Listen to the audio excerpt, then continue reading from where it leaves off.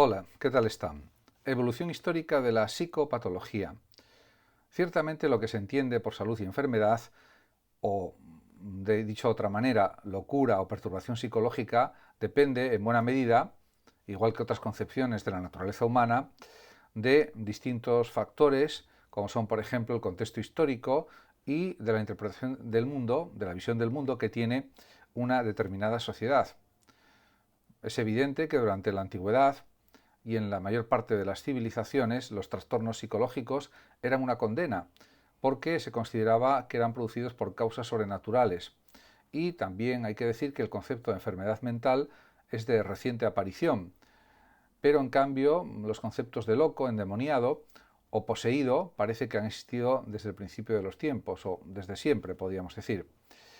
De hecho, en la Grecia clásica, hace unos 2500, 2300, 2400 años, la locura se pensaba que era el resultado de la posesión en una persona por parte de espíritus malignos y los médicos sacerdotes se podría decir que establecían rogativas y ceremoniales al dios Esculapio, que era el dios de la medicina de la antigua Grecia, como se sabe. Esta concepción de la locura como fenómeno sobrenatural se mantuvo hasta el padre de la medicina, que es Hipócrates, que nació en el año 460 y murió en el 357 a.C., y que señaló, por ejemplo, que el origen de los trastornos mentales se debía realmente, según él, a un desequilibrio de los cuatro humores principales o primordiales. Cuatro humores corporales, se entiende, que según él eran la sangre, la flema, la bilis negra y la bilis amarilla. Además, también hay que destacar que Hipócrates fue también el autor de la primera clasificación psicológica de los temperamentos, hablando de temperamento colérico, sanguíneo, melancólico y flemático.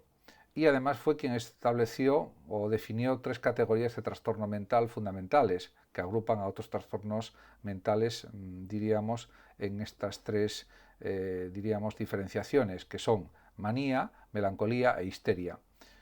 Son ideas que pues prosiguieron hasta el final de la civilización grecorromana, siendo estudiadas y analizadas estas categorizaciones. De hecho, cabe decir también que en la antigua Roma, hace unos 2000 años aproximadamente, el principal defensor de la tradición hipocrática fue precisamente un médico famoso en su tiempo, Galeno, que nació en el 130 y murió en el 200 después de Cristo aproximadamente, y según sus planteamientos, según su opinión, las causas de la locura podían ser orgánicas, como por ejemplo lesiones, exceso de alcohol, cambios menstruales o mentales, que incluye miedos, desengaños, angustias, frustraciones, etc. De hecho, Galeno realizó un gran esfuerzo por comprender racionalmente la locura, pero diríamos que estaba influido por el oscurantismo e ignorancia que había en aquella época y que se prolongó durante la época medieval. También es evidente que durante la Edad Media los trastornos psicológicos, como la demencia, fueron entendidos o considerados como una manifestación de potencias maléficas y los tratamientos recibidos por las personas que los padecían eran tan bárbaros como, por ejemplo, las hogueras organizadas por la Inquisición para quemar brujas, que aparentemente estaban endemoniadas y simplemente podían tener una enfermedad mental como la depresión y otras similares, trastornos a lo mejor de personalidad, etc. Cabe decir que a partir ya del siglo XVIII la situación cambió considerablemente, especialmente durante la Revolución Francesa, porque Philippe Pinel, que murió en 1826, elaboró una clasificación de los trastornos mentales fundamentales y defendió un tratamiento de la mente que debía seguir los mismos pasos que los tratamientos físicos para el cuerpo.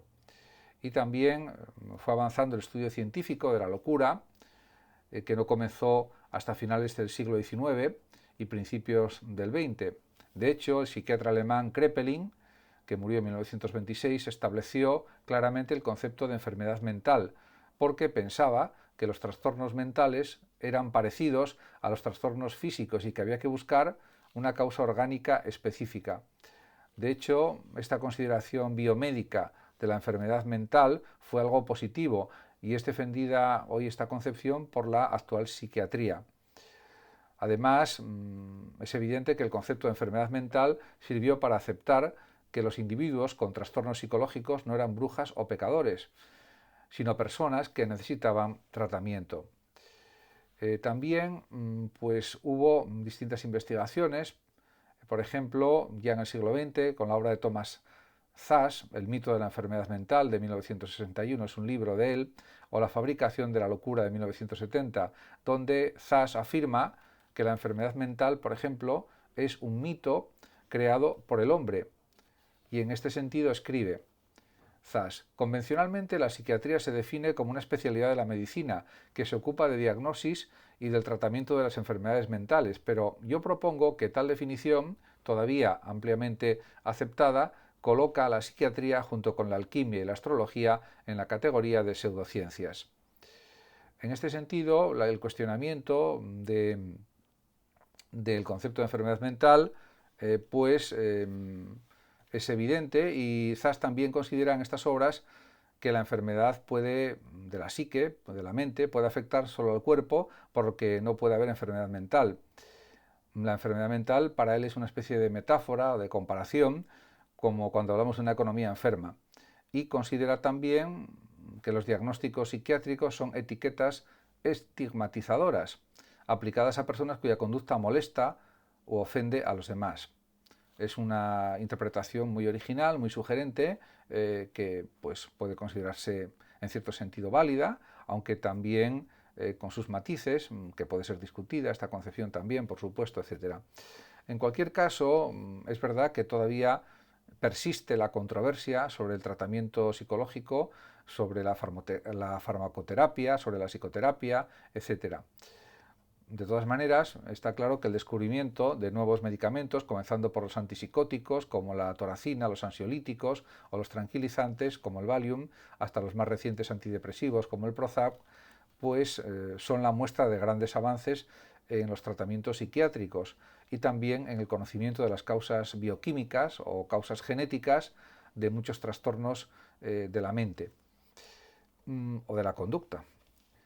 Podemos decir también que los fármacos alivian los síntomas, especialmente los de la esquizofrenia, que causa delirios, alucinaciones, habla desorganizada y retraimiento extremo, o de la depresión, que produce desesperación, dificultades para pensar, preocupación por la muerte o el suicidio, etc.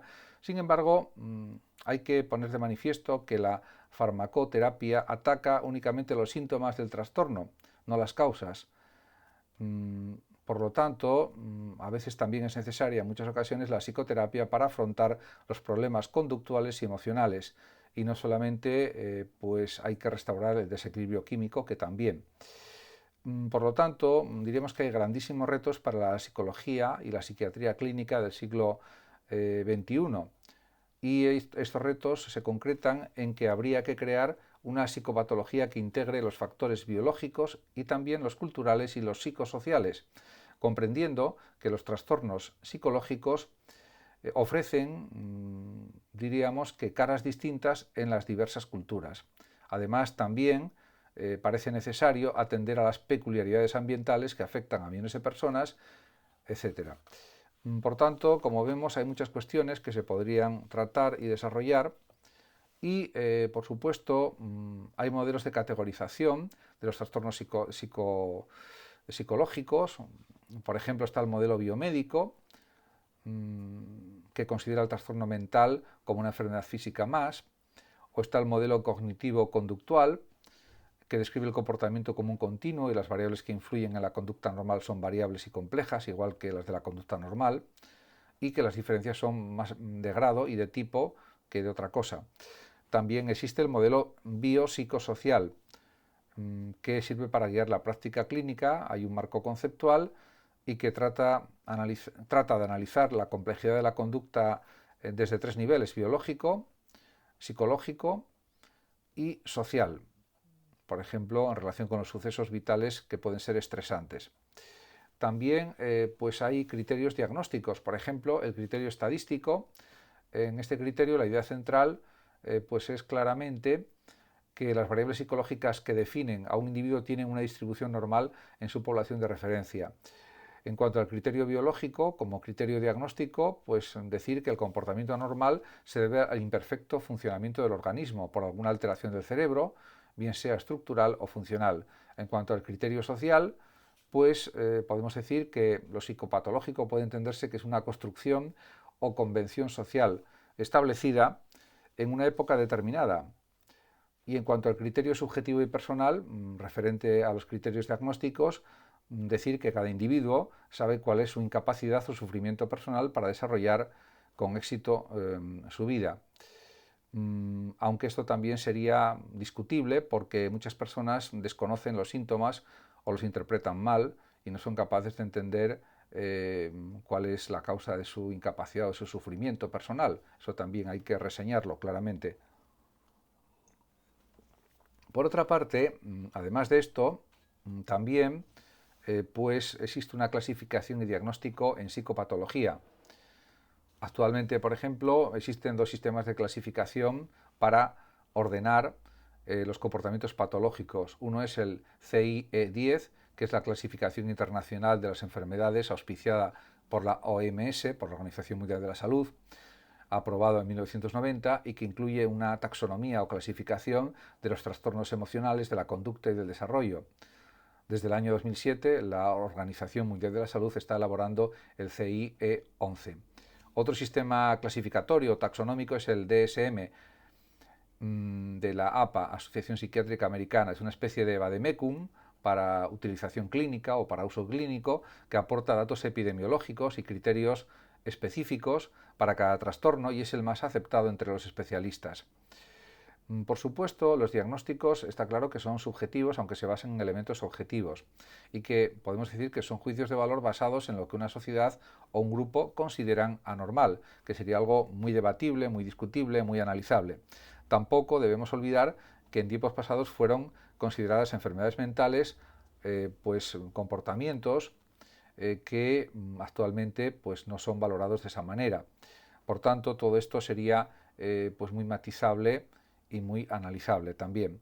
En cualquier caso, está claro que los médicos psiquiatras, los neuropsiquiatras también, etcétera, intentan aplicar métodos científicos lo más objetivos posible y además pueden hacer muchas pruebas al paciente para estar seguros de su diagnóstico. Por lo tanto, también hay un cierto elemento objetivo en estas cuestiones y eso no hay que olvidarlo nunca tampoco. Por lo tanto, podemos decir que la psiquiatría busca la cientificidad, busca ser rigurosa para acertar en los diagnósticos y también acertar en los tratamientos con medicamentos, si es necesario, o en la psicoterapia.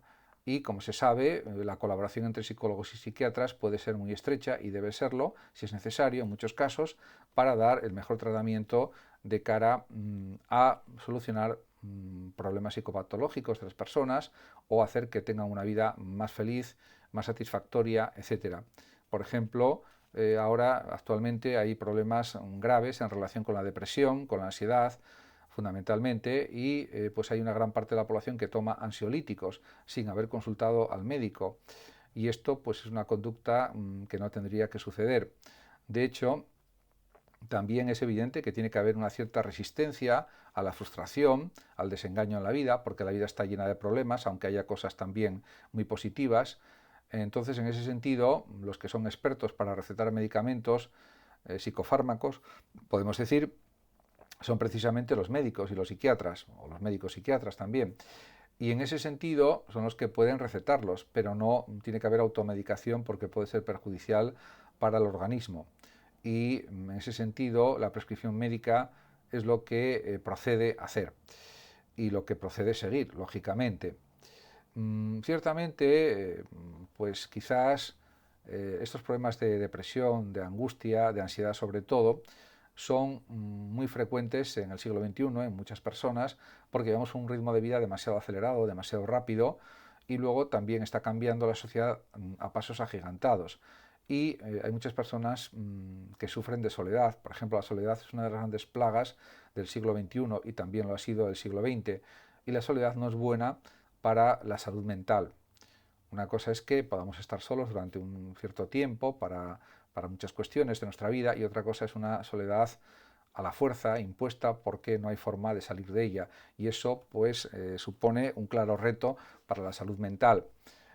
Aparte de eso, también la lucha por la supervivencia, los problemas económicos, los problemas sociales, etcétera, también influyen en este deterioro de la salud mental de una forma evidente y clara. Muchas gracias a todos por su atención, saludos como siempre a los oyentes de Radio Sofando de México y también a todos los que me están escuchando y viendo, y hasta siempre.